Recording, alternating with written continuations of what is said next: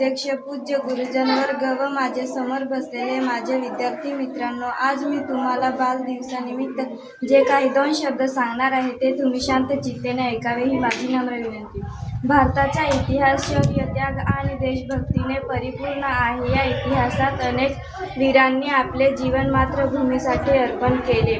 त्यामध्ये लहान वयातही अद्वित धैर्य आणि बलिदान दाखवणाऱ्या बालवीरांचे स्थान अतिशय महत्त्वाचे आहे.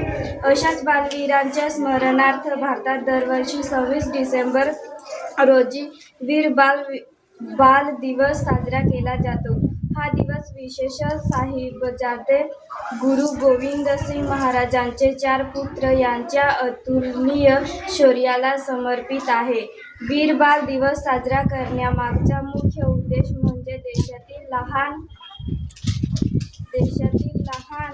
मुलांना साहस, सत्य, धर्म आणि राष्ट्रप्रेम यांचे महत्त्व समजावून सांगणे.